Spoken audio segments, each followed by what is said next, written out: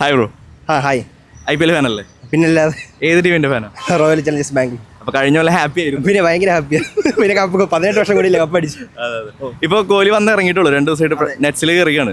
എന്താ പ്രതീക്ഷ ഇത്തവണയും കപ്പ്? ഉറപ്പായിട്ട് ഞങ്ങളുടെ ടീം നോക്കുക, അത്ര സ്ട്രോങ് ആയിട്ട് വേറെ ടീം ചെന്നൈക്ക് ഉണ്ട്. പിന്നെ നോക്കണ ബാംഗ്ലൂരിൻ്റെ അടിപൊളി ടീം എല്ലാ മേഖലയും. കാരണം ദിനേഷ് കാർത്തിക് ഒക്കെ വന്നേ പിന്നെ ഏറ്റവും ടോപ്പ് ടീമിനെ ബാംഗ്ലൂർ ഇട്ടതേക്കുന്നത്.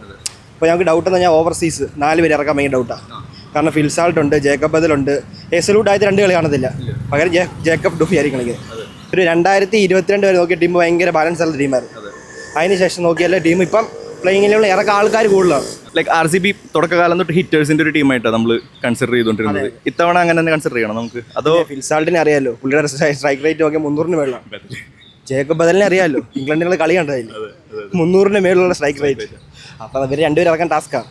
പിന്നെ ഷെപ്പേഡിനെ അറിയാം, ലാസ്റ്റ് സീസണിൽ ചെന്നൈക്കെതിരെ 11 ബോളിൽ അവന് 13 ബോളിൽ 50 അടിച്ചു.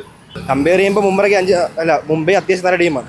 പക്ഷെ ഞാൻ കമ്പാരിറ്റീവ്ലി ബാംഗ്ലൂരിന് ഫാനായിട്ട് ബാംഗ്ലൂരിനെ പോയി പറയുന്നത്.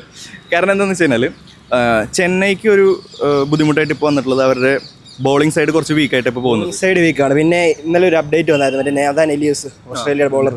പുള്ളി ഇഞ്ചുറി കാരണം ഇപ്പോൾ കളിക്കുന്നില്ല.